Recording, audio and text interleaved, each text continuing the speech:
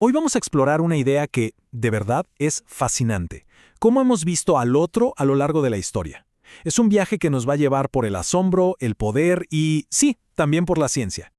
Bueno, para entrar en materia, imaginen esto por un segundo. Dos mundos que no sabían que el otro existía de repente chocan.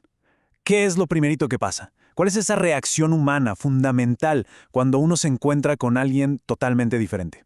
Pues lo primero es el asombro, pura y simple sorpresa. Y esa sorpresa, esa sacudida, lleva a una pregunta clave, la pregunta que está en el corazón de la antropología. Oye, ¿y por qué son tan distintos a nosotros?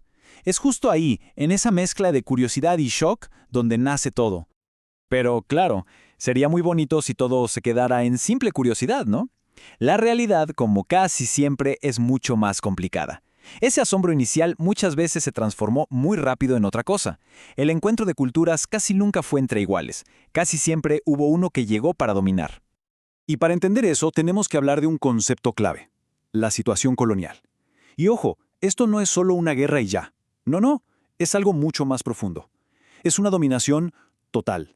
Se apoderan de lo material, o sea, la tierra y los recursos, de lo político, el gobierno, y, quizás lo más importante, de lo ideológico. Imponen su forma de ver el mundo, justificando todo con la idea de que son superiores. Es un control absoluto. Miren, no hay mejor ejemplo que este. Lean lo que dijo Hernán Cortés sobre Tenochtitlán, la capital azteca. Estaba alucinado. No podía creer lo increíble que era la ciudad. ¿Pero qué pasa justo después? En la misma frase los llama gente tan bárbara. ¿Se dan cuenta? El asombro está, claro que sí, pero inmediatamente lo aplaza con su propio prejuicio de superioridad. Es como decir, ¡wow, qué increíble!, para ser unos salvajes.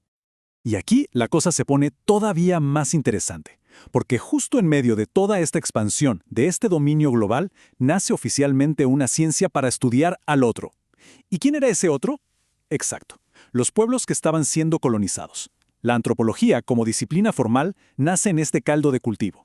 Si vemos esta línea de tiempo, el patrón es clarísimo. No es casualidad. Siglo XV, empieza la expansión europea. Luego los imperios coloniales se consolidan. Para el siglo XIX, con el famoso reparto de África, el colonialismo está a toda máquina. ¿Y qué pasa justo ahí? A finales del siglo XIX. ¡Pum!, nace la antropología como ciencia. Mientras unos dibujaban fronteras en los mapas, otros tomaban notas sobre las costumbres de la gente que vivía ahí. La mentalidad colonial era, en el fondo, muy simple. Funcionaba con opuestos. Como ven en la tabla, estaba el yo europeo y el otro colonizado. Si uno era civilizado, el otro tenía que ser primitivo. Si uno era racional, el otro era salvaje. Era una forma de verse en un espejo, pero al revés. Y claro, esta forma de pensar era súper útil para justificar el por qué unos tenían derecho a mandar sobre otros.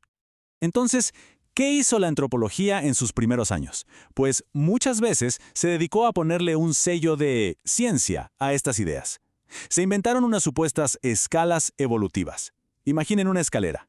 Abajo del todo, el salvajismo. Más arriba, la barbarie. Y en la cima, ¿quién creen? Pues claro, la sociedad europea civilizada. Era un juego con las cartas marcadas. Pero, y este es un pero gigante, la historia no termina ahí. Dentro de la misma antropología empezó a gestarse una revolución, una idea que iba a poner todo este edificio de superioridad patas arriba. Vamos a ver de qué se trata. Y esa idea es el relativismo cultural. La definición parece sencilla, ¿no? Pero piénsenlo bien, es potentísima. Lo que dice es: un momento, para de juzgar todo desde tu propia vara. Para entender otra cultura, tienes que ponerte en sus zapatos, ver el mundo con sus ojos. Cada costumbre, por más rara que nos parezca, tiene una lógica y un sentido dentro de su propio sistema. Ok, veámoslo con un ejemplo para que quede clarísimo. La poligamia en el antiguo reino de Dahomey. Desde fuera, la primera reacción podría ser de rechazo, ¿cierto? Pero si aplicamos el relativismo cultural, la pregunta cambia. Ya no es ¿está bien o mal?, sino ¿qué función cumple allá? Y lo que se descubre es alucinante. Era una unidad económica, daba estatus, ayudaba a espaciar los nacimientos. Las propias esposas a veces ayudaban a buscar una nueva. O sea, era un sistema social súper complejo y funcional para ellos. Luego, el mundo cambia. Los imperios coloniales empiezan a caer uno tras otro, y la antropología, que había nacido en ese mundo, de repente tiene que mirarse al espejo y hacerse preguntas muy incómodas sobre su propio pasado.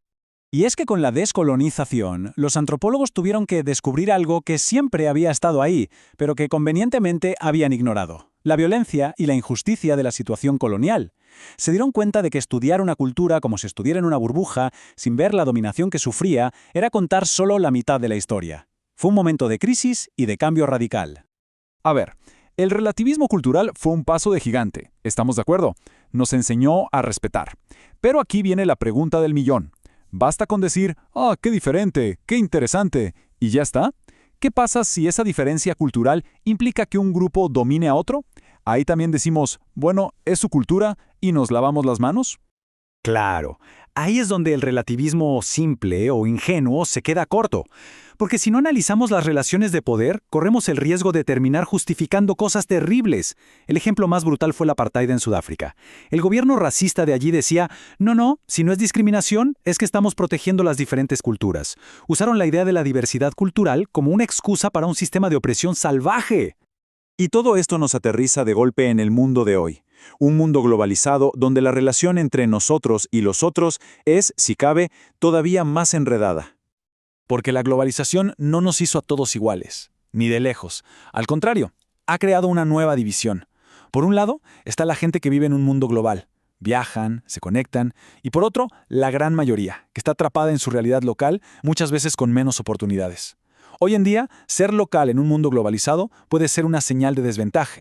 Así que nos quedamos con esta pregunta. ¿Qué es el gran dilema de nuestro tiempo? Por un lado, aprendimos lo valioso que es celebrar que no todos somos iguales, pero por otro, no podemos usar esa diversidad como pretexto para hacernos los locos con la desigualdad. ¿Cómo hacemos para aplaudir la diferencia y a la vez pelear contra la injusticia? Ese es el reto. Ahí se los dejo. Gracias por estar ahí.